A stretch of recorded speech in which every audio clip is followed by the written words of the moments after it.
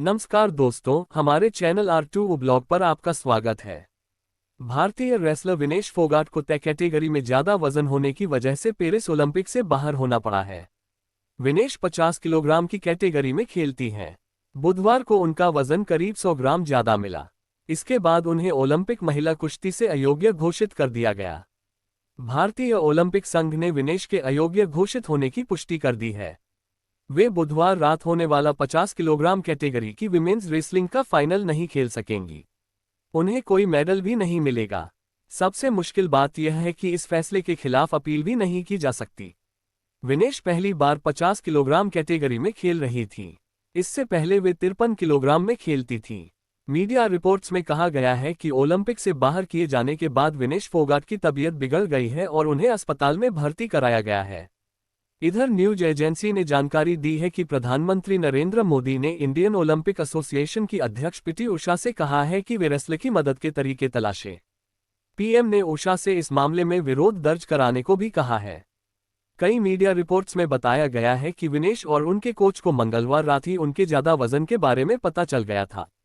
इसके बाद विनेश पूरी रात नहीं सोई और वजन को तय कैटेगरी में लाने के लिए जॉगिंग, स्किपिंग और साइकिलिंग जैसी एक्सरसाइज करती रहीं। मीडिया रिपोर्ट्स में ये भी कहा गया है कि विनेश ने अपने बाल और नाखून तक काट दिए थे। इसके बावजूद उनका वजन नहीं घट पाया।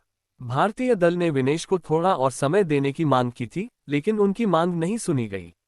इंडियन ओलंपिक एसोसिएशन (IOA) ने कहा, बेहद खेदजनक है कि विनेश फोगाट को ज्यादा वजन के कारण महिला कुश्ती के 50 किलोग्राम कैटेगरी में अयोग्य घोषित कर दिया गया है। रात भर की कोशिशों के बावजूद सुबह उनका वजन 50 किलोग्राम से कुछ ग्राम अधिक पाया गया। भारतीय दल की तरफ से इस बारे में फिलहाल कोई टिप्पणी नहीं की जाएगी। विनेश की निजता का सम्मान करने का अनुरोध है। हम आने वाली प्रतियोगिताओं पर फोकस करना चाहेंगे। विनेश मंगलवार को 3 मुकाबले जीतकर 50 किलोग्राम रेसलिंग ओलंपिक में फाइनल में पहुंचने वाली पहली भारतीय महिला रेसलर बनी थी।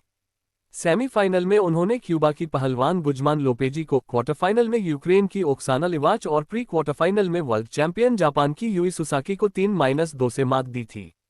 उन्हें बुधवार रात करीब 10 बजे गोल्ड मेडल के लिए अमेरिकी रेसलर सारा एन हिल्डब्रांड से मुकाबला करना था। विनेश फोगाट का ये तीसरा ओलंपिक है। 2016 के रियो ओलंपिक में वे चोट की वजह से बाहर हो गई थी। इसके बाद 2020 के टोक्यो ओलंपिक में वे क्वार्टर फाइनल में हार गई थी। पेरिस ओलंपिक में विनेश अपना कोई मुकाबला नहीं हारी थी। मंगलवार को फाइनल में पहुंचने के बाद उनका एक मेडल पक्का माना जा रहा था। पीएम मोदी ने सोशल मीडिया पर लिखा, विनेश आप चैंपियंस की चैंपियन हो। आप भारत के लोगों के लिए गर्व और प्रेरणा हैं। आज का झटका दुख देता है। काश शब्द उस निराशा की भावना को व्यक्त कर पाते जो मैं अनुभव कर रहा हूं। मैं जानता हूं कि आप चुनौतियों का डटकर मुकाबला करेगी, ऐसा आपका स्वभाव रहा है। मजबूत होकर वापस आओ, हम सब आपके साथ हैं।